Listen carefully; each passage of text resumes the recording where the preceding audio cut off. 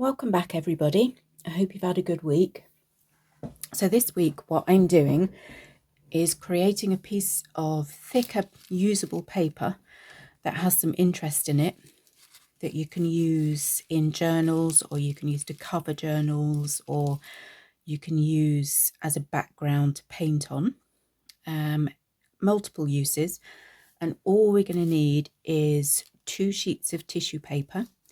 Now I'm very much into reusing everything, so everything that I'm using today is waste from Christmas.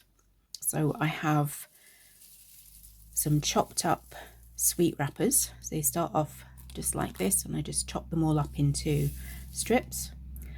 I sharpened a pencil this morning, so I've saved some of the sharpenings, and I have some twine from Christmas wrapping, and this tissue paper was from presents. So instead of throwing it all away, I've saved everything. And what you need is some tissue paper of any colour and whatever size you want, and you need 2 sheets. So I've got this piece, which was quite long, and I folded it in half because this is the size that I want my piece of paper to be when it's finished, but you can make it any size you want. It's got a tear there, but that doesn't matter. I'll use that side for painting on if I want to. And I have 2 sheets of this. It was quite a big piece that I've just cut in half, so that works fine. So I'm just going to set that aside. So what we're going to do is use these pieces inside the 2 layers of tissue paper, and you need some wallpaper paste, which I've mixed up here, and a brush to use to spread your paste. So I'm going to keep those aside.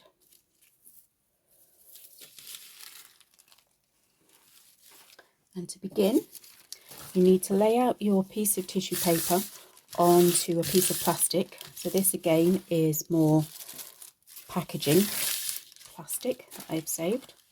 Something quite nice and flat that you'll be able to lift up and put somewhere to dry later. So I'm going to open up my piece of tissue paper. And what I'm going to do first of all is cover this entire layer in wallpaper paste, working from the centre outwards.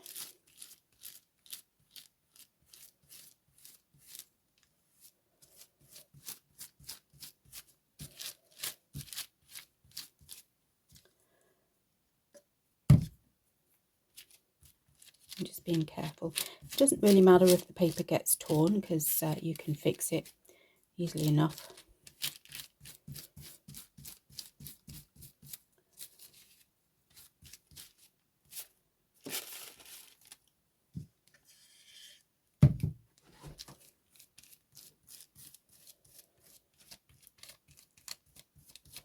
So I'm just working from the centre outwards, giving it all a good layer. Some paste on the brush there, so I'm just going to use that all up. So tissue paper, as you know, is very thin, and what this does is gives you quite a thick paper to use. Now all I'm going to do is take some of my pieces of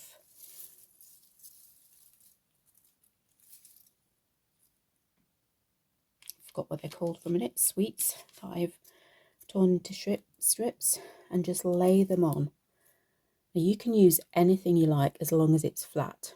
So you could do this with leaves, bits of string, sequins, glitter, anything as long as it's flat, and you can lay your pattern however you like.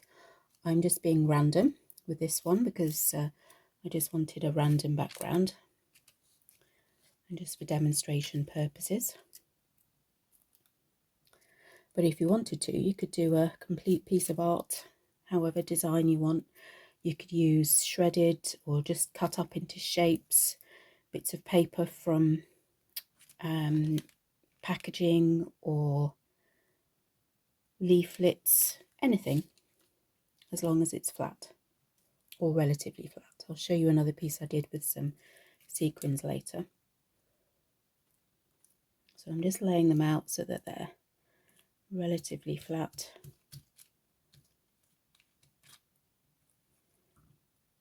Got quite a few pieces here. Goes a long way actually.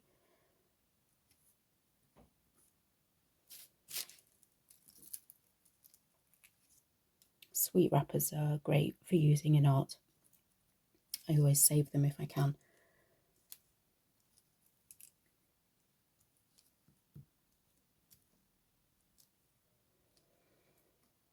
You can do lots of collaging with these. So make sure your paper's nice and flat.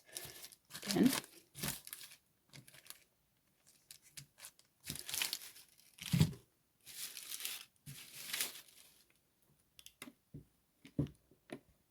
And then what I'm going to do is fold over the other piece of tissue paper and just smooth it out.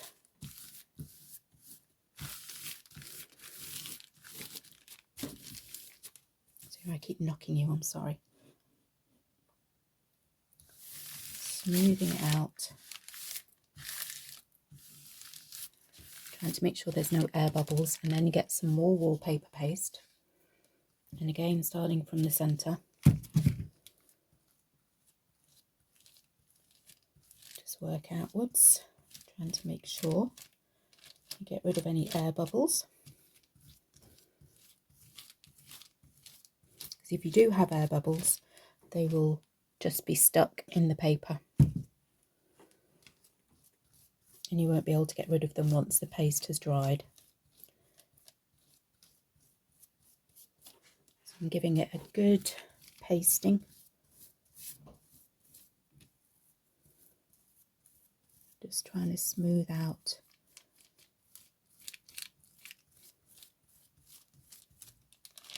the air bubbles.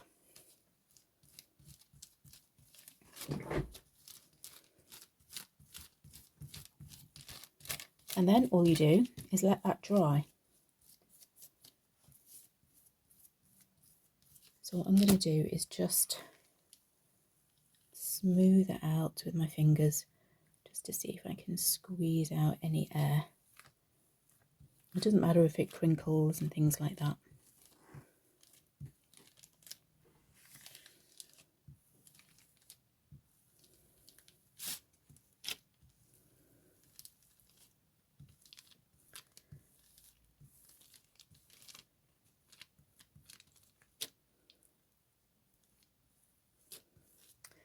So this is why you need to do it onto a piece of plastic, because obviously it gets very wet and then you need to move it away.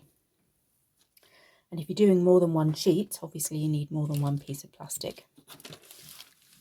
So all I'm going to do now is let that dry and get another piece of plastic while I work on the second piece of paper. And then once that's dry, we'll peel that off and I'll show you what it looks like. So while that piece is drying, let's do another piece. Nice big blob wallpaper paste there. Spread it all out.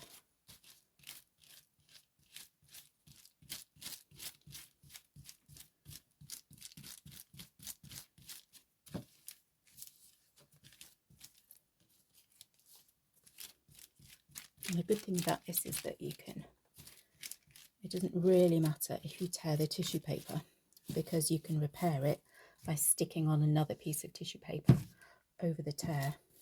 And with this method, it actually repairs it quite well. You could even stick on a piece of tissue paper of a different colour so that you get a different effect. Now obviously the darker your tissue paper is, the less you're going to be able to see through it once the two layers are together, depending on what colour things you put in. So it really depends what kind of look you're after. So this time I'm just going to go with a few pencil shavings dotted about. So I like to experiment with different things just to see what they look like. And then some bits of twine, which I'm just going to stick down in no particular way. Just going to let it stick how it wants to, really.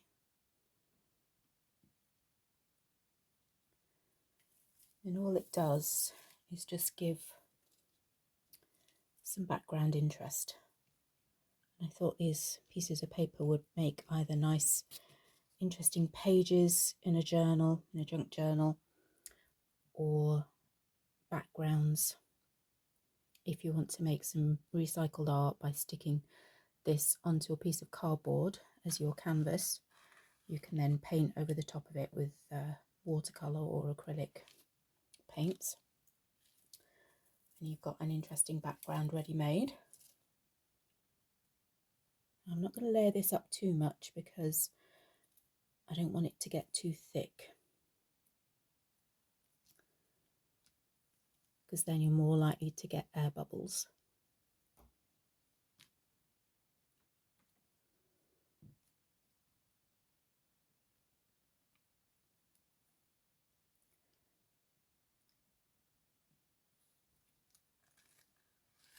So I think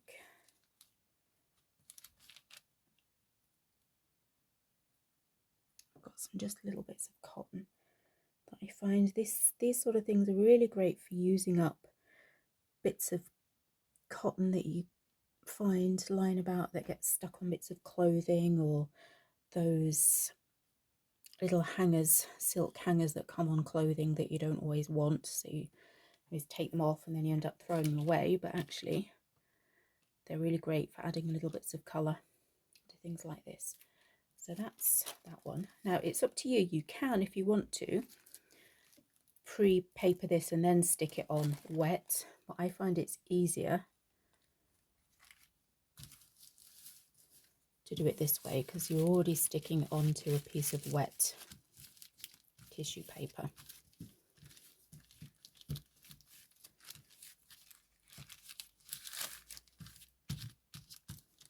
So it gets glued at the bottom that way. So I've torn some of it there, but that doesn't matter because it'll repair once I start pasting. So again, another layer of paste over the top.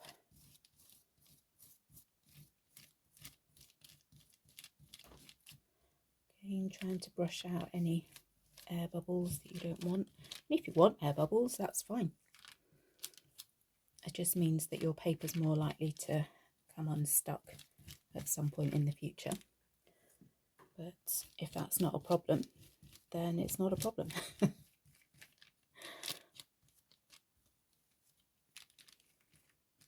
I did actually have some air bubbles in a piece of artwork that I did, and I just popped them. I just stuck a pin in the bubbles and then smoothed them out with the paint, and that actually worked fine. So there's always a solution. You can always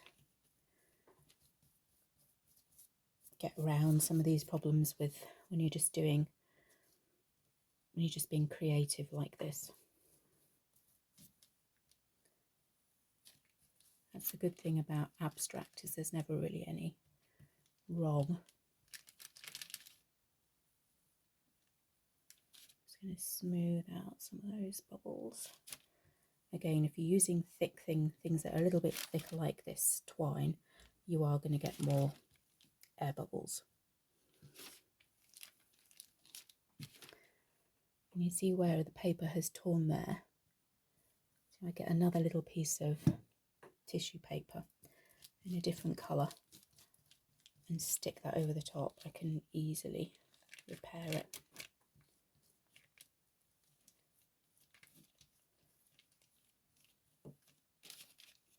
So I'm going to put that aside, let that dry, just smooth out some air there.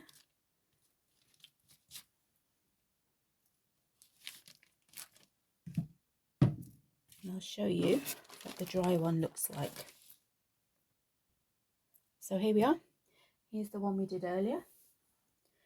And you can see it's not quite dry, but it's almost dry. I've peeled it off the paper. And instead of now being a flimsy piece of tissue paper, it's quite a substantial piece of paper, which has all these pretty colours showing through, and shows through stronger on one side than the other. So it depends how you wanted to use it. It would make a lovely cover, I think, for a journal. Once it's completely dry, you then want to make sure it's flat. So put it under a pile of books, put a piece of cardboard over the top or something, and then pile a load of books on it. When your other pieces is dry, you can layer them up together and pile them up with books, and they'll be lovely and flat, and a lot of these creases will come out, and then you'll have a beautiful piece of paper to do whatever you like with. And I'll show you what I did with one of the pieces I used for sequins. So here it is. This is a piece of tissue paper, and I put these big flower shaped sequins in between the two sheets, and I thought it would make a really nice blossoms for the tree. So I stuck the whole thing onto some packaging board, cardboard, and then I painted over the top with my natural pigment watercolours made from rocks and soil. If you have a look back through my videos, you'll find a tutorial for that. And there you go. So have really good fun experimenting, see what sort of colours and shapes and patterns you can get with this really simple reuse of packaging. And take care, and I'll see you soon.